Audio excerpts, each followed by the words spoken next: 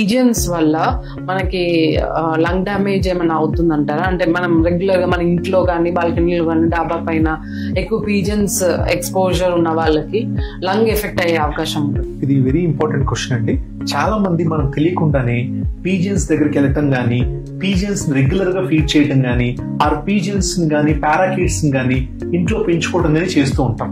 So దీనివల్ల ఏంటంటే ఆ పీజియన్స్ డైరెక్ట్ గా మీకు ఏం ప్రాబ్లం క్రియేట్ చేయకపోయినా వాటి ఫెదర్స్ నుంచి వచ్చే ఎలర్జిక్ ప్రోటీన్ గానీ, ఆర్ వాటి డ్రాపింగ్స్ నుంచి వచ్చే ఎలర్జిక్ ప్రోటీన్, ఫీసెస్ నుంచి వచ్చే ఎలర్జిక్ ప్రోటీన్ గానీ మీకు ఎయిర్ లో మిక్స్ అవుతుంది. సరౌండింగ్ ఎయిర్ లో ఆ సరౌండింగ్ ఎయిర్ లో మిక్స్ అయినప్పుడు మీకు ఆటోమేటిక్ గా ఆ ఎయిర్ అనేది మీరు ఇన్హేల్ చేసినప్పుడు లంగ్ కంటిన్యూస్ గా ఇరిటేట్ అవుతుంది.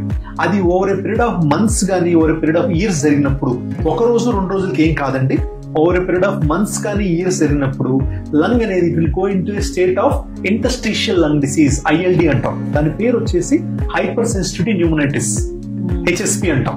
It is a type of ILD, interstitial lung disease. ఈ ILD అనేది ఎట్ టైమ్స్ ప్రోగ్రెస్ కూడా అవ్వచ్చు. ఇనీషియల్ టైంలో కనుక దాన్ని రికగ్నైజ్ చేయగలిగితే మనము దానికి కొన్ని మెడికేషన్స్ స్టార్ట్ చేసి 4 to 5 months లో దాన్ని క్యూర్ చేయొచ్చు. ఇది కనుక ప్రొలాంగ్డ్ గా కంటిన్యూస్ అయిపోయి కరెక్ట్ టైంలో మనం ఐడెంటిఫై చేయలేకపోతే అది ఫైబ్రోసిస్ కూడా కన్వర్ట్ అవ్వచ్చు. దాన్ని మనం fibrotic lung disease are fibrotic hyper sensitivity pneumonitis అంటాం, ఫైబ్రోటిక్ HP అంటాం. దీనికి లిమిటెడ్ ఆప్షన్స్ ఉన్నాయి. ట్రీట్మెంట్ అనేది వెరీ మినిమల్ గా ఉంది. కొంతమంది పేషెంట్స్ లో ఈ ఫైబ్రోటిక్ హైపర్ సెన్సిటివ్ న్యూమోనైటిస్ వల్ల లంగ్ ట్రాన్స్ప్లాంటేషన్ కూడా చేయాల్సి వస్తుంది. అంటే లంగ్స్ తీసేసి కొత్తవి పెట్టాల్సి వస్తుంది. సో అంత డేంజర్ అయ్యే అవకాశం ఉంటుంది. So better not to expose your selfs to pigeons, pets or parakeets regularly.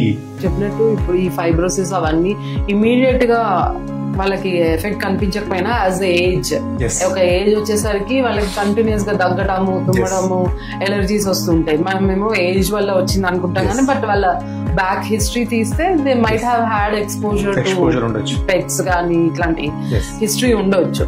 So ఇవన్నీ వాళ్ళు కేర్ తీసుకుంటే బెటర్.